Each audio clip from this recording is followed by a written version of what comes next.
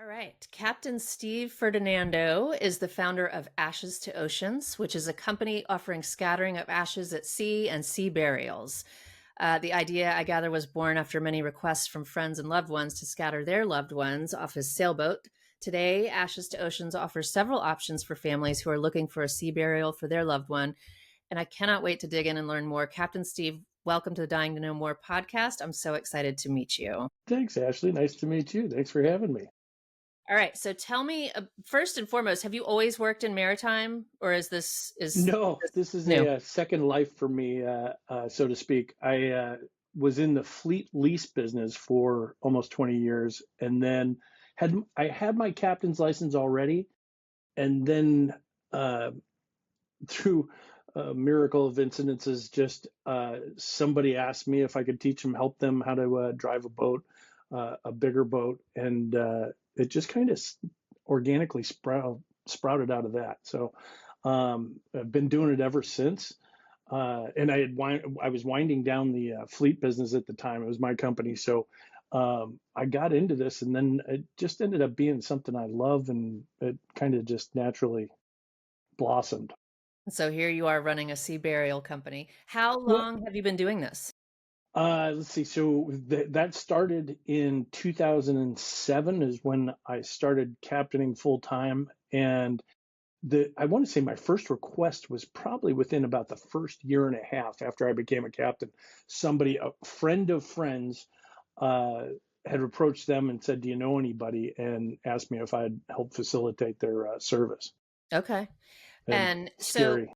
when you say sea burial, I want to clarify, we're talking exclusively about cremated remains, right? I mean, we're not talking Yes, like, not okay. they do full body burials, but we are just cremains Okay. scatter. Yeah. And what are the legal and environmental regulations around all of it? And like how did you get into like researching all that and learning all of that? So we looked into it after we had been requested to perform this for a few people. We looked at what the requirements were. And the requirements are really just that you're 3 miles offshore in international waters. We have to have a disposition, a piece of paper for the state of California that says you're burying whatever the deceased ID is. Family members sign off on it. It gets notarized, and then it's reported to the Sacramento for every lat and long of where we do the scatterings at. Is it the same for no matter where you were to do it? Like if somebody were to do it off the coast of North Carolina, would it be the same thing? It'd have to be 3 miles offshore and things are nautical The miles. 3 miles is federal, and then everything else is really state mandated. So the things we have to do might not be the same things as North Carolina or any other state. Okay. That's just what we're required to do in the off California waters and international waters off the coast. Okay. Um, so tell me about your first burial at sea. What was that like for you? Scary. It was I bet. because of the weight of it. Now, one of the things that led up to that is because I had gone through a funeral home experience with my father. So that was several years prior to this, but I knew the weight of it and how important it is to the family. And it's just such a tricky time, right? Everybody's dealing with grief in a different way, shape, or form.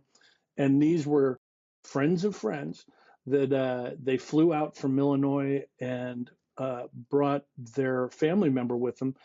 And I just wanted to make sure it was special, and I'm only in control of so much. So the great thing is it just seems to work that something special happens every time almost that, Really? yeah, it's just a very interesting dynamic that every time we do something, I don't care if it's dolphins, whales, any kind of sea life, or just the visual of what happens weather-wise or anything is there's always something that is just like, wow, this just doesn't happen every day, and it happens to happen on those days.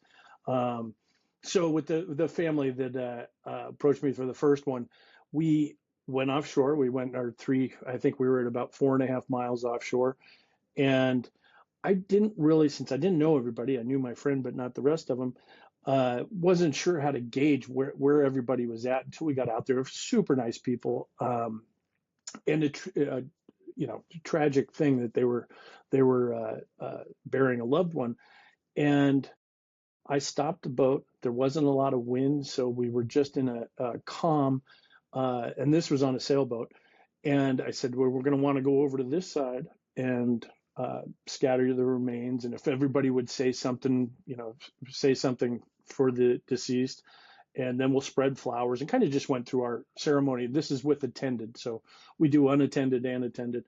And uh, the ashes went over the side, and because of a little bit of a Venturi effect off the water, is the ashes came back up the other way, and I was mortified. Uh, and we sat there, and I looked at the crowd, which was 6 people, 7 people, and they just started laughing hysterically. Oh my And God. I guess he was a jokester. The deceased was a practical jokester, and they all just looked at each other laughing and said, "He got us again," because there was no wind. There was no Yeah. reason that that would have happened, but Yeah. it happened. And everybody just started laughing, and they had so much fun from then on because it just lightened that I don't know, lightened the air, so to speak, so that It um, probably took the weight off of you too. I mean, it I probably, right? I would say it did. I was just waiting to judge their reaction of how I was going to go, and Yeah. boy, they just made it beautiful, and at the same time, we all kind of bonded over that little moment, and from then on, I think they really just enjoyed themselves the rest of the trip, and I still talk to them to this day. They just really appreciated what we were able to do, and that was really because that was just unofficial. That was a friend of a friend, and that's kind of where the idea. And then my own experience with my own father is that's where the idea sprouted from, and it just got more and more. So that's why we decided this is what we'll do. How many are you doing like in a week or a month or a year? Like, I don't We know probably the volume. we're only doing.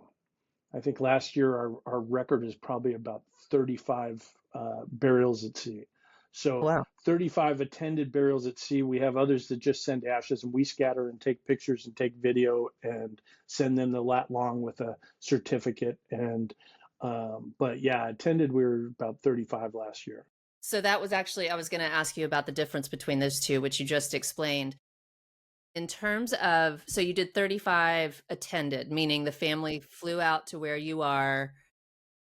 I mean, you don't like book hotels for them and things like that. They kind of No, just come out no. there, they show up at your, No, what we do is we'll facilitate everything to do with the service. yes. We'll make a whole day of it, Okay. and we do up to 50 people. So we've Oh, wow. had What people kind of that boat? came. This is on a large power catamaran that Okay. they Okay. use to do the park service uh, ferry shuttle, basically for taking people over. So we Hmm. book them outside of their regular scheduled ferry runs, and yeah, so we get to offer it to a lot of people at one time. Which we've had one where people came from all over the place, and it was quite with a cello player, and it was quite a Oh, ceremony. wow. Yeah, so that's the good thing is we can do it unattended and make you feel like you were there, and then Okay. we also can take a bunch of bodies, bunch of people up to about 50 people. And what's the ratio of, so if you did 35 attended, how many unattended did you do?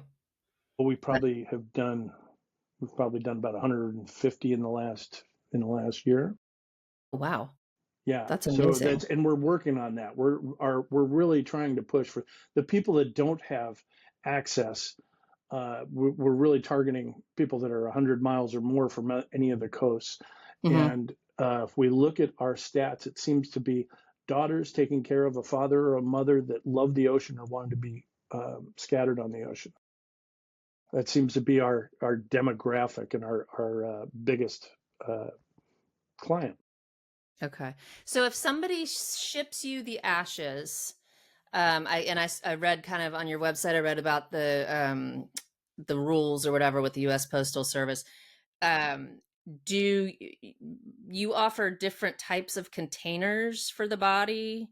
We do. So we have biodegradable containers, and usually if they're getting cremated remains, they've already gone to a crematorium or a funeral home. They Right. offer them too. We offer them off Okay. our website, same as they do. So it really just depends on if they've already got them done. Usually, if it's people showing up, they show up with a biodegradable container already.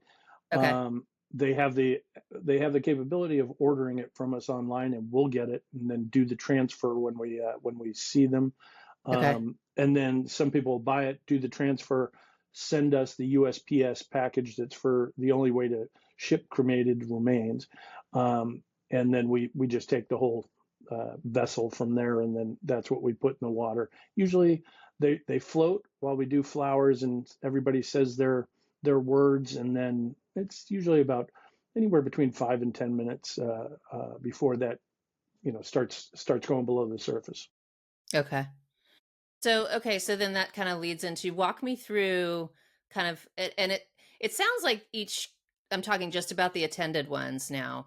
It sounds like they can be fairly customized. Like if you had a cello player and I mean, do people make is it walk me through a typical experience though? I mean, how Okay. long does it take? Do people bring food and beverage? Do they is it a yes to all? I mean, what kind of Well, yeah, I mean, we want to customize it to whatever the party wants. With the big party with the cello player, the way I set that up was um, they were going to have a dedication because he was involved with Red Cross, and they did a dedication. Somebody from Red Cross came out, and in front of where we were getting on the boat, they did a little ceremony for him and gave a plaque to the family in his memory. And then we went out, we did the ceremony on board with the cello player, and did the scattering. Everybody said some words, and then I had scheduled right down the harbor from there is a winery that we had scheduled their outside patio. I booked their outside patio for the party. And then we went out there, and then everybody started sharing jokes and funny stories and stuff of the gentleman that had passed away. And then from there, it was a full day. So then from there, we went to across the street to the beach for sunset. So that was really how we wound up. And that was unique to that party, but we have that capability of doing that with anybody, or, piecing this part with whatever they want to do, and making it special for them each time. do you feel like you make like friends for life with each family? It I do, must because be. I consider it a pretty good honor for them putting that Yeah. in on us, and Yeah. for requesting that of us. And it's like I said, it's always been special, and we remain in touch with them. They're part of the family, so I really feel that we feel that going forward is um, it leaves an impact. Yeah, they're part of our family, and I hope we're part of theirs. I was gonna say it sounds like a gift both ways. What how many people do you have working for you? It's me, Ginger. I've got two people and one like relief captain that does it. We do this ourselves.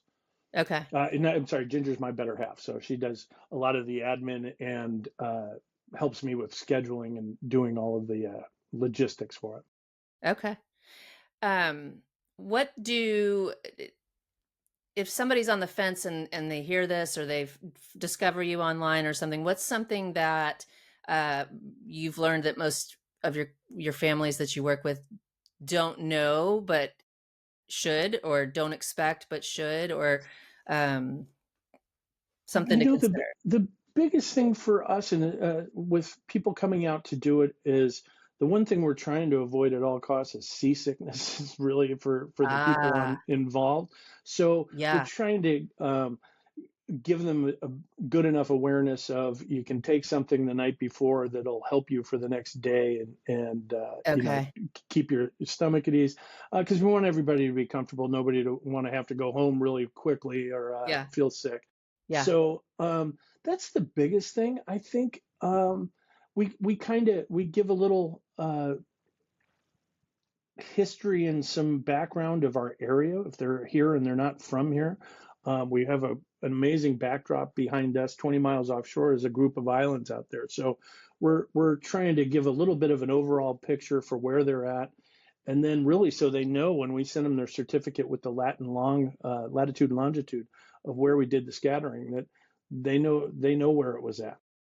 Yeah, that's And awesome. anything other than that, I think we just kind of let each experience kind of organically turn into its whatever it's going to be, and it's amazing what happens. Describe for me the most moving burial you've been a part of, Um, or well, memorable or impactful I or was going to whatever. say I could tell you his name because I remember his name, and uh, so as I said, some things happen that don't happen all the time. And I've been on the water most of my life. I've been on the water, and from 23 on, I've been on the water a lot for my own boats or working with people with boats. Um, is something I haven't really seen before, but it happened in the service. Is his daughter, his wife, and friends were on, as we scattered the ashes, were on the port side of the boat over, and people were given some stories.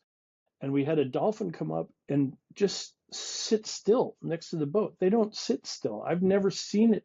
I've never seen a dolphin stop. And this dolphin stopped and just sat there, and everybody freaked out.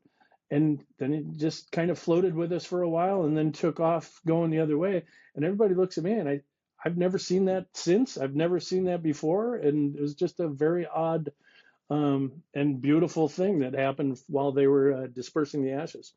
Uh, How do moments like that kind of shape you, or have they have moments like that? Because it sounds like there's something kind of special that happens at each one. Do those moments have those moments over the time you've been doing this? Have they kind of shaped maybe what you believe waits for us after, or yeah, you know, I just, it's to me, it seems like a continuum, and there's something in whatever's next.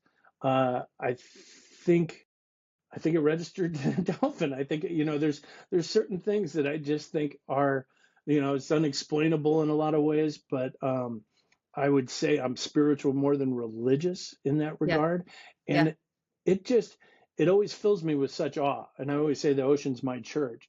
That there's there's something that just it's beautiful, it's mystifying, and I I I love seeing it. I love experiencing that's so magical. it. It's crazy. Where, like, in the time you've been doing this, have you seen like shifts in what people are wanting or expecting from their services, or where do you see this ocean burial work kind of taking off or becoming more prominent or popular in the years I ahead? do. I think there's a shift. I think there's already been a shift, and with Hmm. younger generations than I agree. um, I think what people are looking for is sustainable ways to do things. Uh, it just and also my own experience and other experiences with people that have done in ground, the regular traditional funeral and ceremony is I think people are looking for maybe some more lasting, meaningful, and sustainable ways of doing this. And there's all kinds of things. I mean, not just what we do, but I think there's all kinds of ways.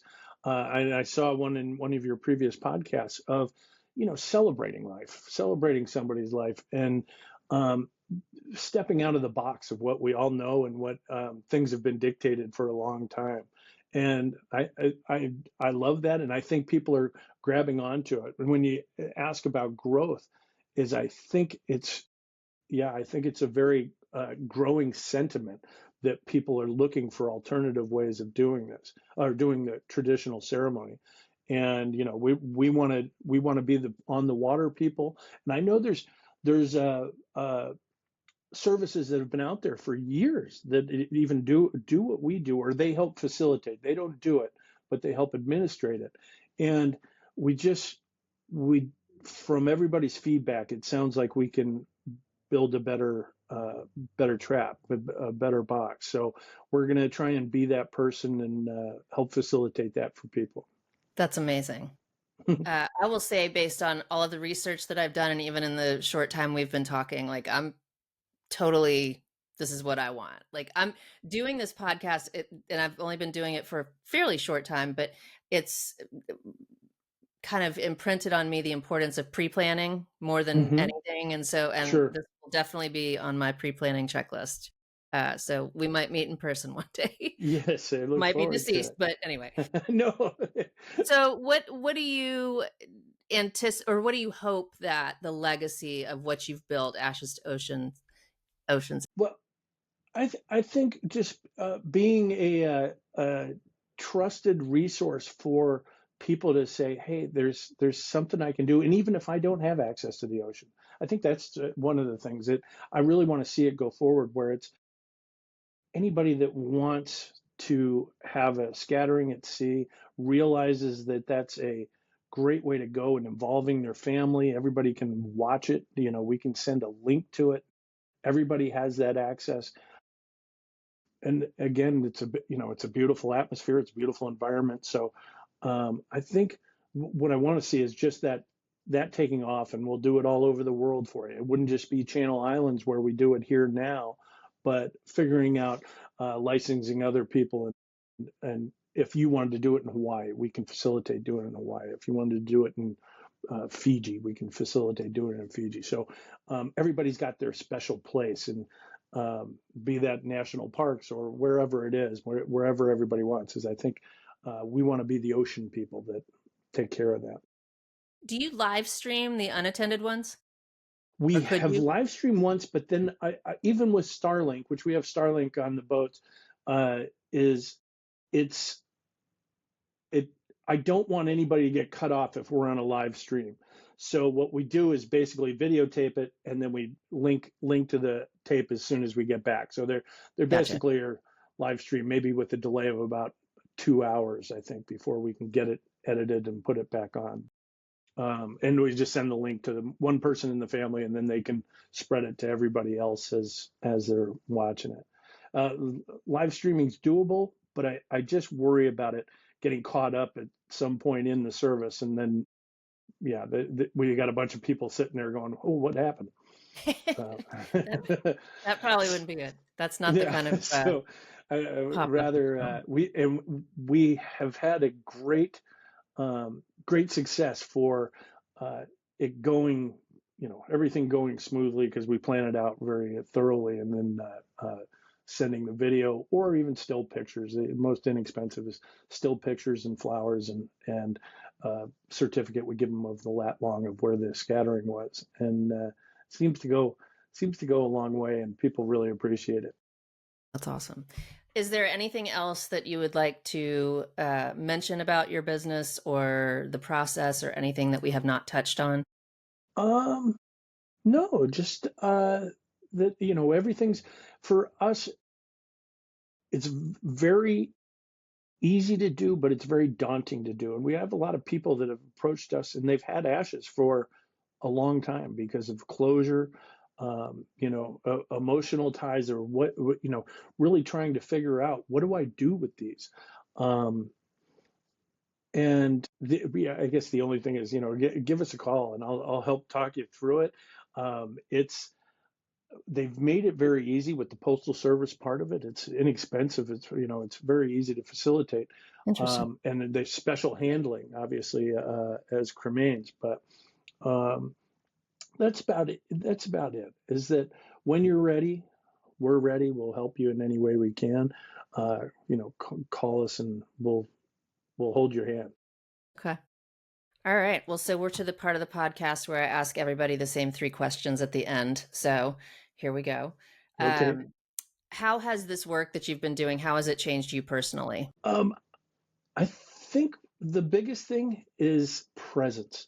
Um, I would say that it always humbles me, and it just brings me back to trying to be more present, and enjoying that little minute, that little moment that we have we have them all the time, but we don't see them all the time.